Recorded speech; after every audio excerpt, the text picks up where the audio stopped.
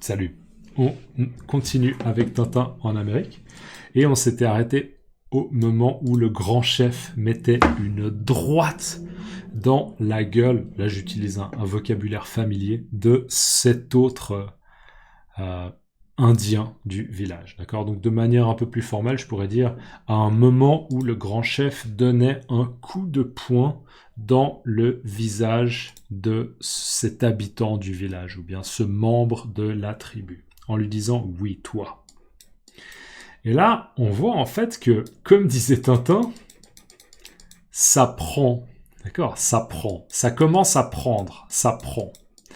Pourquoi? Parce que regardez, on a cette fois un autre homme, on le voit, hein, à son accoutrement, à sa tenue, à ses habits, à son accoutrement, sa manière d'être habillé, à son accoutrement, à ses habits, à sa tenue. On voit que ce ne sont pas les mêmes hommes, hein, clairement, ce ne sont pas les mêmes hommes.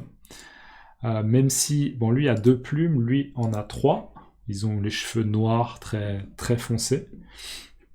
Mais clairement, il ne s'agit pas du même personnage. Et il accourt, ça veut dire il vient rapidement, il accourt, il dit « Le sachet m'a frappé mon frère, et le bison flegmatique n'avait cependant commis aucun crime. » Le sachet m'a frappé mon frère, et le bison flegmatique n'avait cependant commis aucun crime.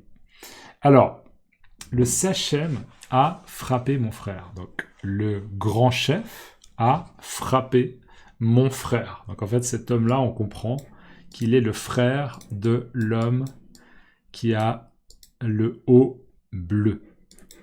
Le sachet m'a frappé mon frère, et le bison flegmatique n'avait cependant commis aucun crime. Alors moi, je le comprends comme ça dans ce contexte, c'est que le bison flegmatique, c'est en fait le nom indien, le surnom ou le nom indien de cet homme-là. Et il s'appelle bison flegmatique. Alors c'est quoi un bison? J'ai préparé une définition de bison. Je vais juste regarder parce que je ne sais pas si je l'ai noté sur ce document ou pas. 2 secondes. Je l'avais noté. Bison. Ouais. Bison, c'est un grand mammifère qui est herbivore. Ça veut dire qu'il mange de l'herbe. Et ça ressemble un peu à un taureau. D'accord? Un taureau. Et les bisons, on les trouve surtout en Amérique du Nord. Il y en a à certains endroits en Europe, mais on les trouve surtout en Amérique du Nord. D'accord? Donc bison, grand mammifère herbivore qui ressemble un peu à un taureau, et on le trouve surtout en Amérique du Nord. Et le bison flegmatique. Flegmatique, c'est quoi? C'est quelqu'un qui généralement reste assez calme. Pour vous donner une définition, flegmatique, ça peut être une personne qui est calme ou qui ne réagit pas vraiment à des situations où on essaye de le stresser ou de l'énerver ou de l'agacer. Quelqu'un qui reste calme, qui reste assez relax, d'accord? Flegmatique, assez calme, qui ne réagit pas fort, d'accord? Flegmatique. Donc, cet homme-là, en fait, il s'appelle bison flegmatique, c'est son nom. Et peut-être que c'est une caractéristique de cet homme, il reste calme. Et donc c'est intéressant de voir qu'il se prend une droite, et justement son frère dit le sachet m'a frappé mon frère, d'accord? C'est pas juste, d'accord? Il n'y a pas de justice là, c'est pas juste. Le sachet m'a frappé mon frère. Et le bison flegmatique, mon frère, n'avait cependant rien fait. Alors cependant, c'est juste quand on est en train d'opposer quelque chose. On dit par exemple... Alors, j'aime le foot, cependant, je n'aime pas le basket. Ok? Ou bien, j'aime le tennis, j'aime la natation, mais cependant, je n'aime pas le curling. Ok? Cependant, c'est un peu comme mais. Cependant. Il dit, et le bison flegmatique, mon frère, n'avait pourtant commis aucun crime. Donc, c'est pas exactement le mais, là, on peut pas trouver l'équivalent avec mais c'est pour opposer 2 situations qui vont l'une contre l'autre. Et les 2 situations, c'est quoi? C'est que cet homme-là était innocent, mais il s'est pris une droite dans la gueule. Donc on est en train d'opposer 2 éléments qui ne sont pas cohérents. Donc, et le bison flegmatique n'avait cependant commis aucun crime. Alors, commettre un crime, c'est faire quelque chose de mal. Ok, quelqu'un qui prend un pistolet et qui tire sur quelqu'un, il commet un crime. Ok, mais si vous conduisez en voiture et que la limite c'est 50 km/h et que vous roulez à 80 km/h, eh bien c'est aussi techniquement un crime. C'est faire une faute, faire quelque chose qui n'est pas acceptable. Donc là, il est en train de dire, c'est pas juste, la situation est injuste, il est innocent, il a rien fait, et pourtant, il s'est pris un coup de poing dans le visage. Ça ne va pas. Le sachet m'a frappé mon frère, et le bison flegmatique n'avait cependant commis aucun crime. Et on arrive à la fin de la page 22. Et on arrive à la fin du PDF. C'est quoi cette histoire? Attendez. Voilà. Ok. Voilà. Donc, fin de la page 22. Et là, on voit que il y a carrément l'homme en question, donc le frère de la victime qui vient de se prendre un coup de pied dans le visage, qui décide à son tour de... Alors, qu'est-ce qu'il fait? Est-ce qu'il prend sa hache? Non, il prend pas sa hache. La hache, elle était dans la main du grand chef, et en fait, cet homme avec le haut rouge donne un coup de poing, visiblement, au grand chef, et le grand chef est propulsé comme ça au sol, et il s'écrase par terre, d'accord? Ok, il lui donne une droite ou une gauche, je ne sais pas exactement. Et là, on a un peu un phénomène de... Comment on dit Est-ce qu'on appellerait ça un effet papillon? Comment on appelle ça? Effet papillon?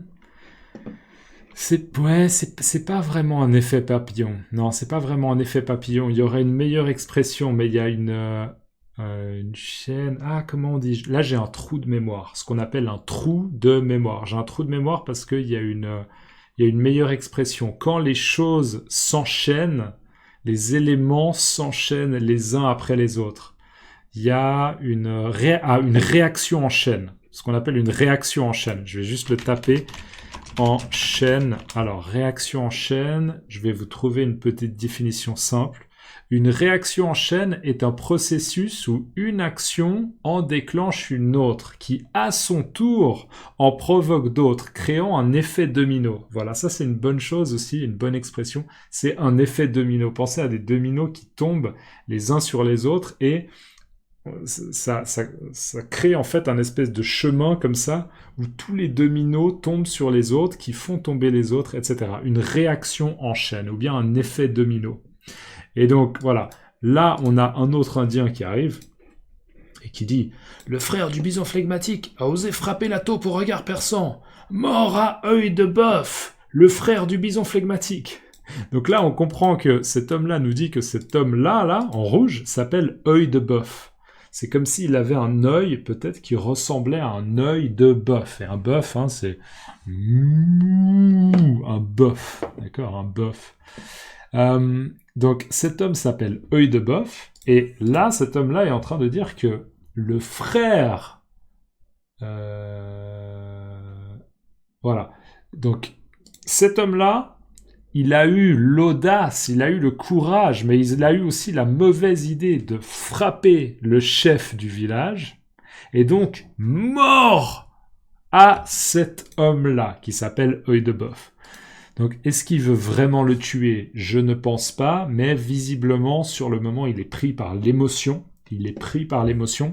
Et il veut en tout cas que cet homme-là soit frappé, peut-être, d'accord, pour compenser son mauvais comportement. Donc, il dit « Mort à œil de bœuf !» le frère du bison flegmatique. Et on voit là deux autres Indiens qui se dirigent vers cette espèce de baston. Ok, un mot familier, une baston. Est-ce que je peux vous donner un combat, combat, un affrontement. Un affrontement, c'est un terme que vous pouvez utiliser dans n'importe quel contexte. Mais un mot familier, c'est une baston, d'accord? On voit deux hommes là qui viennent rejoindre l'affrontement et qui peut-être vont participer pour un camp ou un autre, d'accord? Les deux camps s'affrontent pour un camp ou un autre. Voilà. Et je vais m'arrêter là parce qu'on est déjà à 10 minutes. Dans les commentaires, mettez-moi perçant, un regard perçant. Dans votre langue, comment on dit un regard perçant? Ok, comment on dit un regard perçant? Donc vous pouvez me mettre dans les commentaires regard perçant et me dire comment on dit dans votre langue. Merci beaucoup. Et juste avant de partir, on va quand même faire une petite blague, mais en anglais. Désolé, c'est une blague en anglais, mais peut-être que vous la connaissez, mais... What did the buffalo say to his son when he left for college? Je vais répéter. What did the buffalo say to his son when he left for college? Bye, son. Bye, son. Bye, son. Bison. Voilà. C'est depuis que je suis devenu papa, je me permets de faire des dad jokes. Voilà.